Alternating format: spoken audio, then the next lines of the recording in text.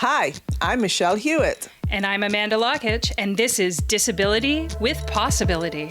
Dancing with the flames, even when I'm down, there's a power purring loud. So today we are going to talk to Sheldon Crocker from St. John's, Newfoundland. So Amanda, what do you think we're going to talk to Sheldon about? I think Sheldon's going to talk a bit about his road to resilience, which is one of the books that he has written. He's a motivational speaker, so let's hear his motivational words. I dance, dancing with the flames, even when I'm down. So Sheldon, why don't you just, introduce yourself to our listeners out there and tell them all about yourself?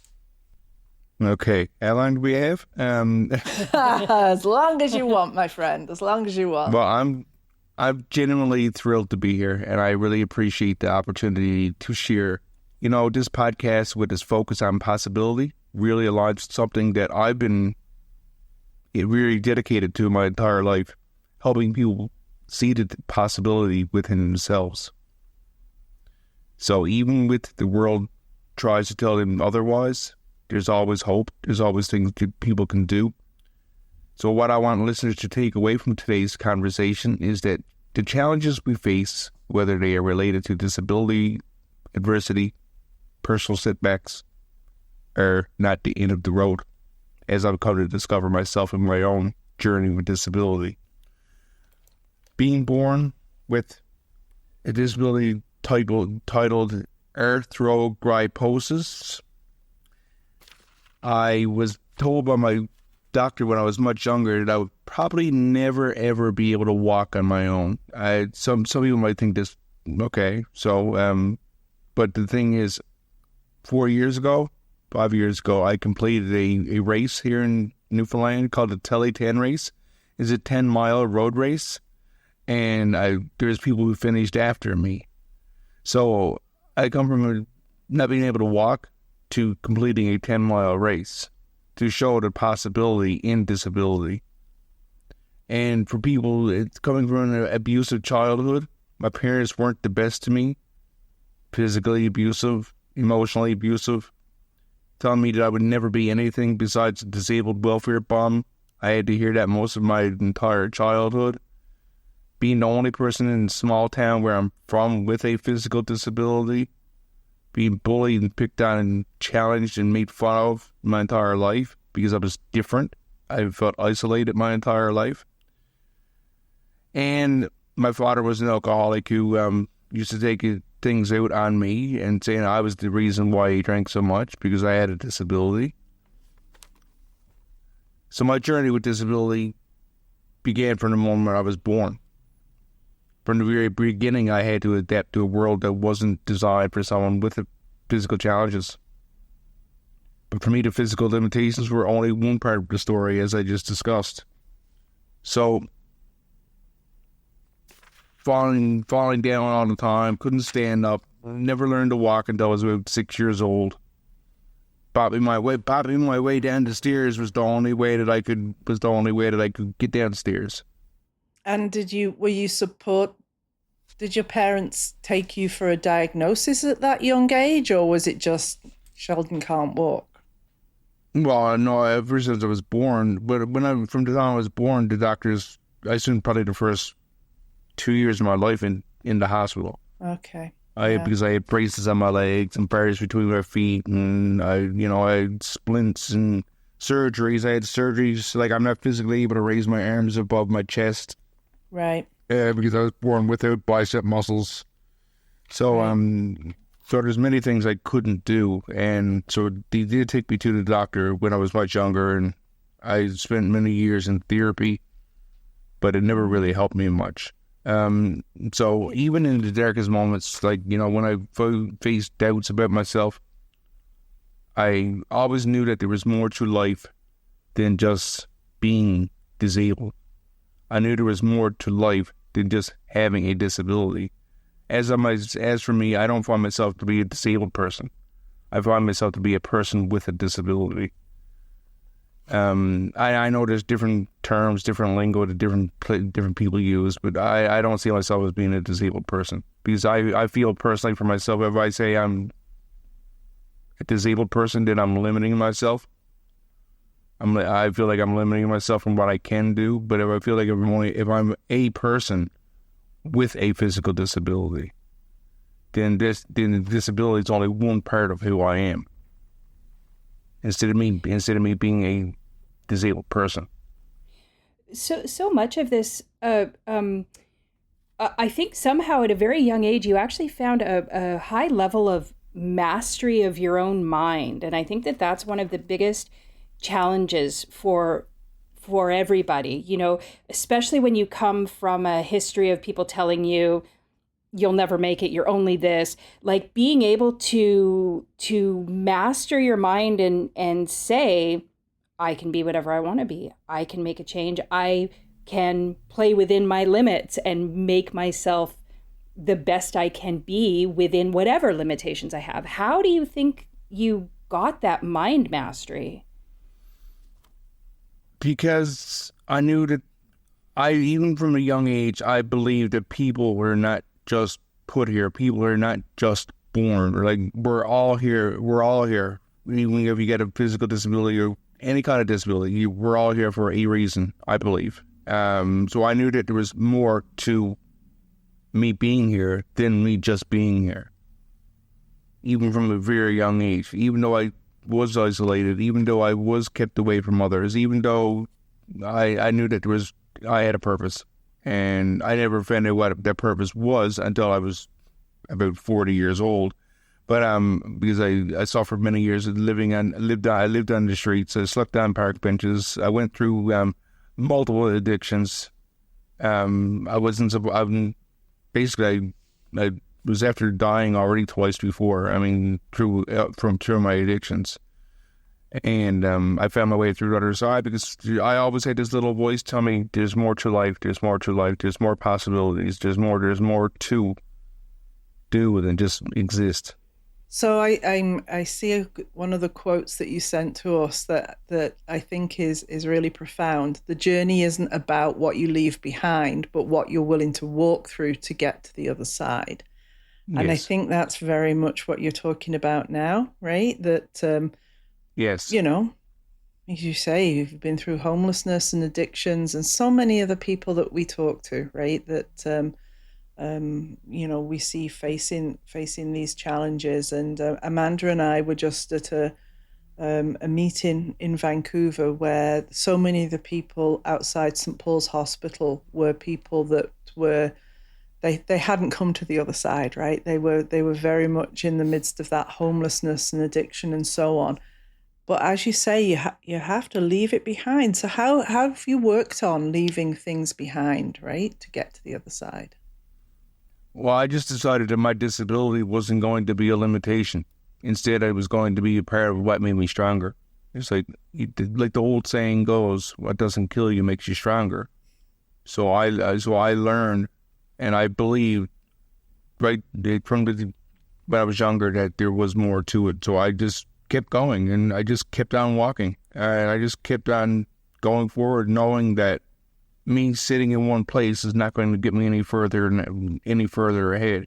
And I always had a desire, I always had a passion to find more possibilities in life. I realized that the power to shape my future was in me all along, and I just had to claim it for myself, and I wanted to claim it. I knew that I'm here to help others. I was 40 years old before I realized that even though my father's voice kept playing in my head that, oh, you'll never be anything, I actually took that to be the fuel to stoke my fire, to keep me going forward, instead of letting it hold me back, which is what I've done most of my earlier life.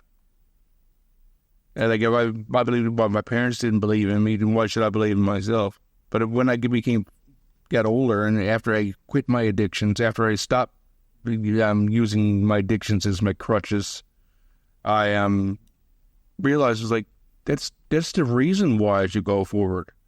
Not that's the reason why I should stay, not go forward. It's this week because if they don't believe me, then that's more reason why I should go forward. So not only did you decide to go forward, but you decided to speak about it, right? And that's huge, right? I mean, so do you remember when your first public speaking on this was? Do you remember what that was, or I do. you know how you got started on that? Yes. Good question. I started 7 years ago, 7 years ago.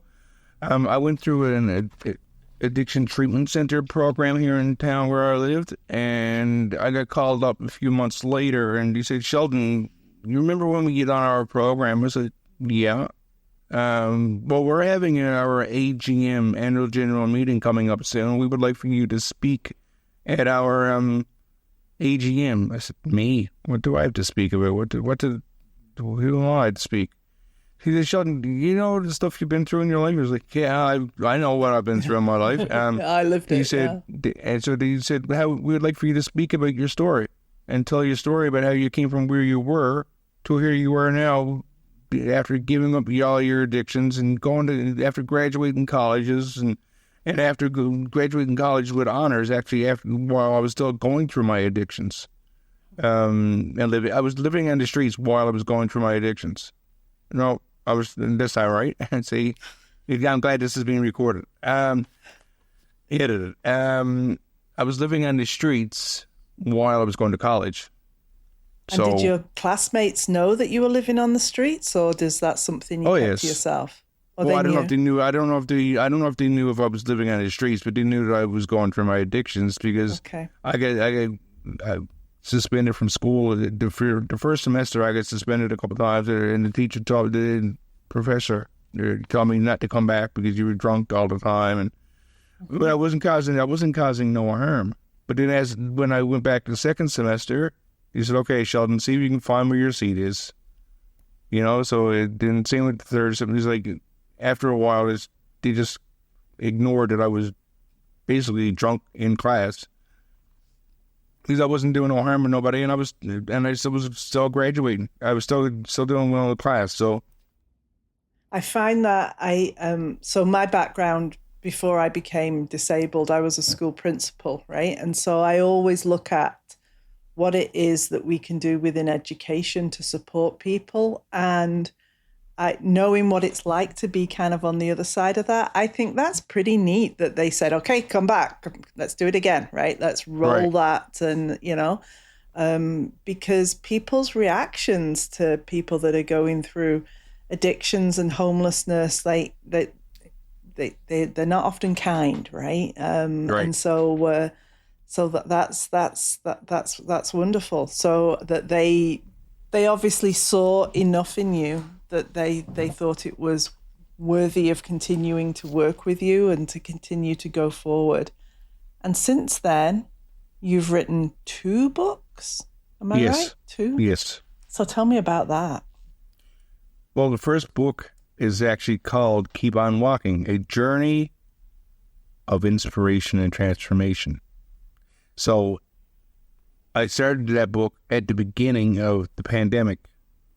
I started that when I found myself one morning after watching too much negative news. At the beginning of the pandemic, nobody knew what it was. Oh, it's the end of the world. This is going to happen. Oh, we're all going to whatever. That I found myself, I was actually walking towards a liquor store. I didn't know I was walking towards the liquor store. I didn't even know I knew I was walking, but as I was walking, it was almost like an invisible wall just came up in front of me. I didn't slow down and stop thinking, "Oh, Sean, you shouldn't go there. You shouldn't." I was just like a zombie in a trance, just walking somewhere. But this invisible wall came up in front of me, and I just stopped right dead in my tracks. "Sheldon, where are you going? What are you doing? Where are you?" And I was after being sober then for like 23 years, and I was just found myself walking, and so I stopped and said, then I realized I was walking towards a liquor store after being sober for 20 odd years. So then voices came in my head, people tell me my entire life, "Oh, Sheldon, you could probably write a book about your story. You can probably write a book about your story." And so instead of continuing to the liquor store, I decided to come home and read through my journals and my papers and everything I had from the addiction treatment center. And at the same time, I think it's time for me to write that book now. And I was very lucky. I was a bit of a pack rat at the time, and I had all my materials and everything saved, and I had all kinds of notes and everything. So it took me about 2 weeks, 3 weeks to write the book. Wow. And I spent like 27 hours. I know there's not 27 hours in a day. I know what you mean. I know about 27 hours in a day. Yes. So I spent 27 hours a day for like 2 weeks writing the book. So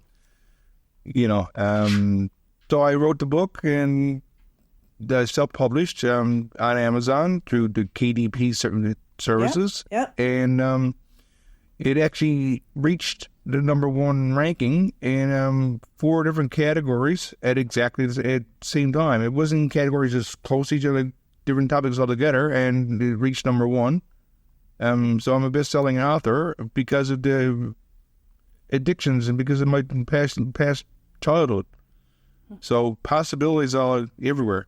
And probably exactly what people needed to hear during the pandemic as well, right? That you're resilient, that I think that's something that, I know your choice is to say person with disabilities. My personal choice is to say disabled person. Yes. So, in fact, as you say, we all choose our own language.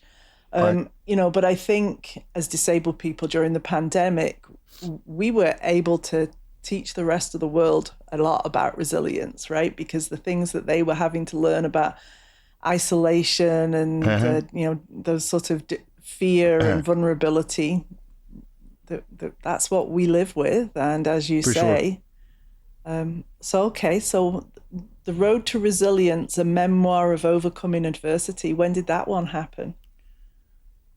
Well, I wrote that one 2 years later. It's going to end up being a trilogy of my autobiography. So I wrote it about 2 years later. The first one is about where the stuff that I've been through in my life, all the traumas, how bad my parents were, and everything else that went wrong, but how I kept on walking through it all. The Road to Resilience is the things I've learned along the way and how it helped me to stay on the road to resilience, and how I became a much more resilient person than what I used to think I was. Because most people think that you're born or you're not born with resilience. Most people don't realize that resilience is something that you can develop. So this is where the road to resilience comes from, through my keep on walking. Instead of me just walking, I was walking on the road to resilience, the road towards resilience. It is the memoir of overcoming obstacles. So after I overcame the obstacles, then I was more resilient. And the third book, is it in process right now? That's a TBA book. It's not fully decided yet. Right. I was holding off on that one because if it's not a biography of my life is not over. My life is not over yet. So but no one knows when their life is going to be over. But since my life is not over yet, I never write that one yet. You can't write it when your life's over anyway, Sheldon. So you got to pick a point where you're going to write it. So yes. I think that's really interesting. This concept of you were walking, you were kind of zombie walking, not necessarily paying attention, and this wall came up and brought you into the present moment where you had to say, wait a minute, what am I doing? I think that, this is one of the things that I struggle with. We have so many thoughts and so many things that are pulling us in so many directions.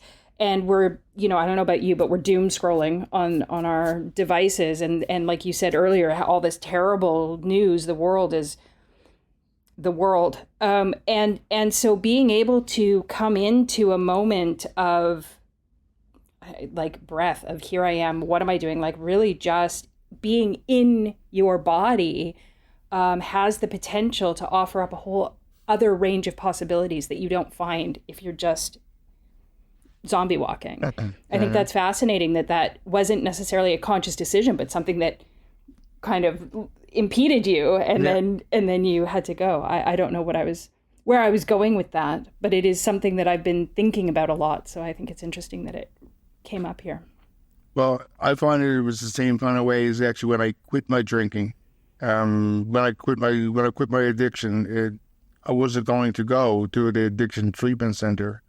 I was going to because I was supposed to go months before that, but I ended up canceling it at the last moment. The bus showed up at my door to bring me to the addiction treatment center, and I said, no, I'm not going. So the same thing with when I finally did go. I was asleep in my apartment, and my apartment had no windows, but my bright flashing light shone right through and lit up my entire room, and there was no lights. So where did the light come from? And same way with, at the same time, exact same time actually, the song by the Beatles, "Let It Be," came on my radio. And my radio wasn't, and I still say this over these 25 years, and my radio wasn't even plugged in. So that's the same type of thing with this invisible wall coming up in front of me. It's what you needed to have happen to get you up out of bed and get you on that bus, right? Right. So it's the same type of thing with the reason why I wrote my book, why I finally decided to write my book, is because some invisible force guided me towards it. I don't want to get too spiritual on this podcast, but there's just some things that led me to. Yeah, I think spirituality can be all things to all people, right? And we don't have to necessarily name what that is. For some people do, some people don't, and it was whatever you needed at that time that got you to where you needed to be. So I'm just gonna switch us forward a little bit to current day.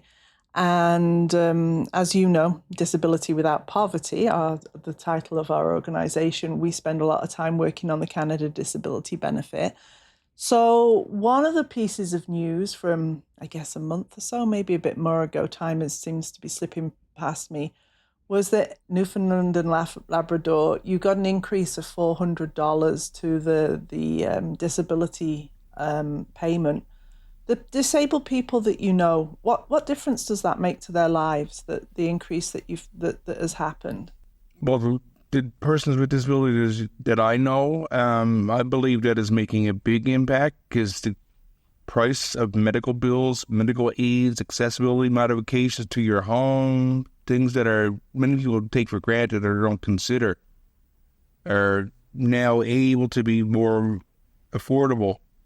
And being able to have these things, these as extra income, can really help with a person to not feel quite so isolated, to feel like that they're able to be more able than what they would do. One of the ways we have it described to us often is it's the difference between people surviving to thriving, right? That people go from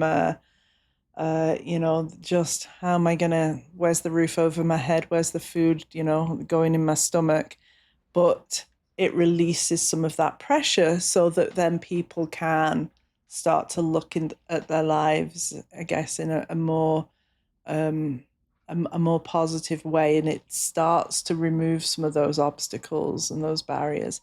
Is there anything, we're on the far side of the country, anything unique to how the system works in Newfoundland and Labrador that you'd like to share, and anything like that?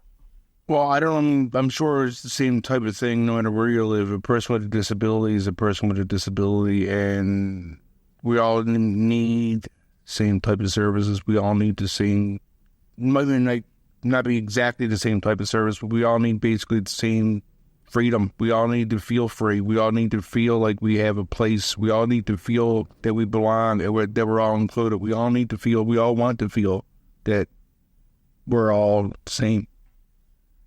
So even though we have a disability, we're no different than the person down the street that doesn't have a disability. And so what difference do we need? I don't know if we need anything different or not. I know that the Canadian Disability Benefit tax credit really helps a lot.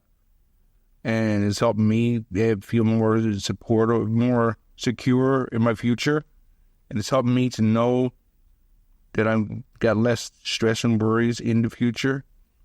Yeah, and I think so. You say that you like to help people start on this, road to resilience and that sort of thing. And I guess looking at removing as many obstacles as possible, right, is a way to doing that. So if someone reaches out to you, look, and says, "Hey, Sheldon, person with disability, and I've listened to you talk.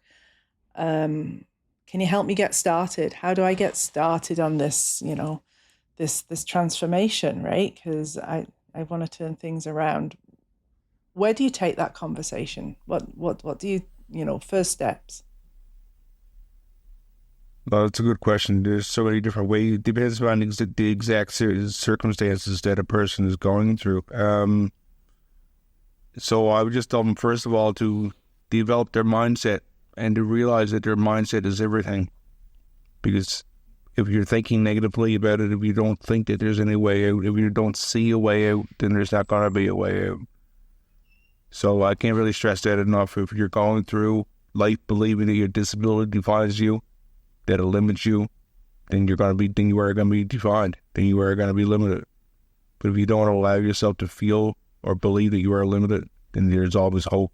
So you need this. The first thing I believe is that mindset is everything.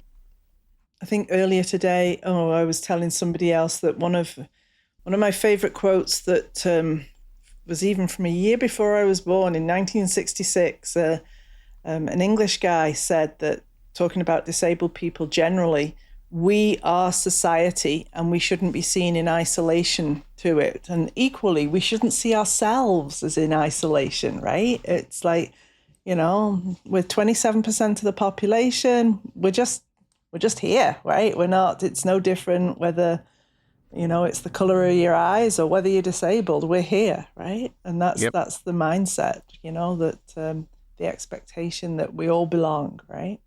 For sure. Just to set small attainable goals. We all need to make goals. It's that other piece of mindset of that I think I've said on here before, which is what you believe to be true is true until it isn't. And so, so I 100% agree with you that mindset is so important to outlook, to general happiness, to everything, right? I mean, It all starts with that mind control. Yeah, I mean, and small achievable goals. I have to tell you, this morning my service dog isn't particularly good at recall, because that's not something you really need to do as a service dog. And so I've been letting him off and bounce in a field, and I could tell each day he was getting a little bit more confident. And so he wasn't actually coming back to me. And I was telling myself, Michelle, you really need to stop before this goes to step too far. And then today it was like that step too far when I was calling his name, and it was, I'm sorry, I got to go bounce through this. And I instead of I didn't get mad with the dog, I didn't get mad with myself. I was like, I know how to do this, but it's in those small achievable steps. We go back to, calling him to me in the apartment from 2 yards away, and all of those sorts of things, and you build it up again. But it is, you can look at anything in your life and you can split it down into those small achievable steps, right? And there's nothing feels better than crossing something off a to-do list, right? So it's like, that's right. Make it achievable. No, I really believe in that as well. The action is what's important. It's not a matter of the size of your goal. It's about making some action forward.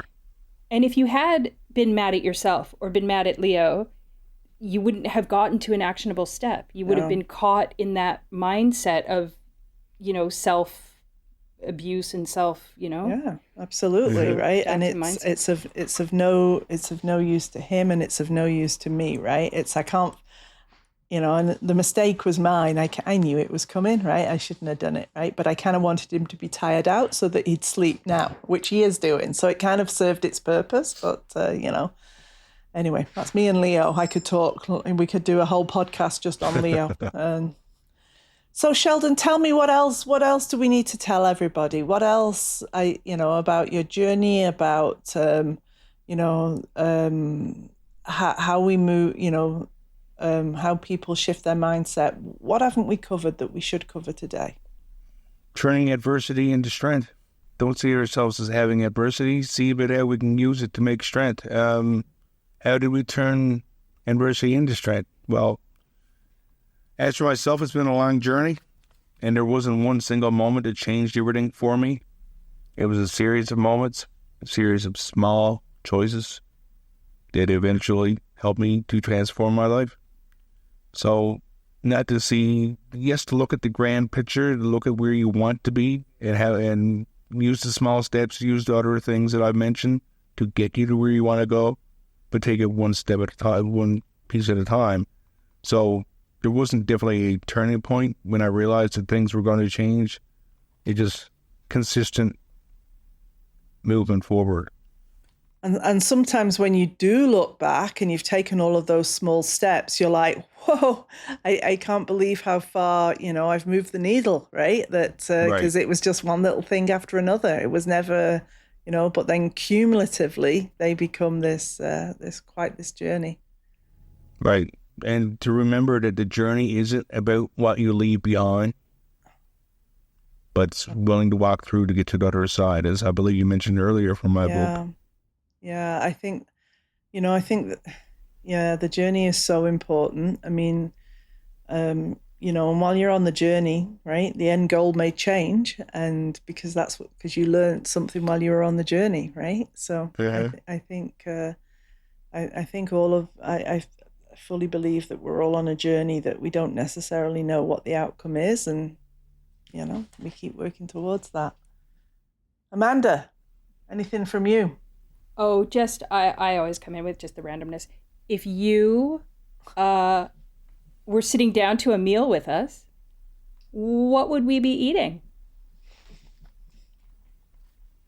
But that's a different question.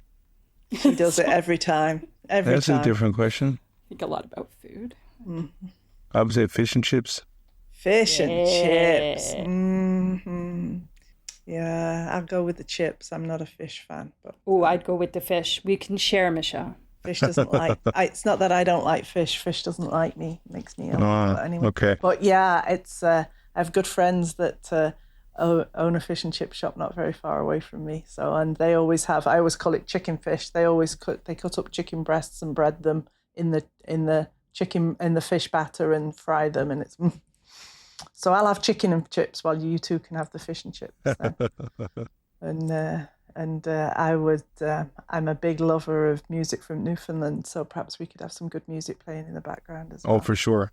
I could bring you to a few different places for sure. Yeah. Oh, Amanda, it's a date. We're going to head out there at some point. Yes. Sounds good. Well, I want to leave the listeners with this. You're stronger than you think. No matter what challenges you're facing, whether it's a disability, personal struggles, or doubts about your future, you have the power to turn your challenges into your strengths. You have the power to take control of your life and create your future that you are proud of. And resilience is what I do most of my speaking about. And resilience isn't about avoiding hardship. It's about using the hardship to grow. It's about rising stronger with deep wisdom and purpose because of what you've been through. We've all been through different things, and it's up to us to live our own personal lives and not let anybody to hold us back and tell us things we cannot do. It's up to us to decide for ourselves what we can and cannot do. So I would just like to end by saying that you are stronger than you believe. Thank you. Sheldon, do you do talks in high schools? I've been asked to a few times. I haven't really yet, no. So one of the things that, I've often come across when working in schools is if you're an A student, it's relatively easy to remain an A student because you can just keep doing the things over and over again, right? It's where you are. it's the kids that are not A students, right? And that they have to work hard because they may be sofa surfing. They may, as you say, their home life is, we have no idea what's going on, but somehow they manage to get themselves to school that day. I know back here in BC, a long way away, I know some of the schools here purposely pull together groups of kids that are in that situation. And, I wonder if that happens out your way, because you would be a great person for those kids to hear from, right? Those kids that are, currently 16, 17 and life doesn't feel like there's a lot of, positive outcomes, and that you are that shining example to them that, by constructing your own resilience and by working at it, it's not something that just appears in your life without some work. That you can keep that. You can get to where you are in your life now from where you have been. So I hope there are places that that would be open to hearing your message as well. There are, and I really appreciate your kind words. And I'm in the works to make this work. Yep. Good. Well, you have the resilience, right? And you're planting the seeds, and that's right. It takes time. It does. Doesn't all happen in a day, and it takes time. Right. Sheldon, thank you so much. Thank you. I appreciate you both for allowing me to be here.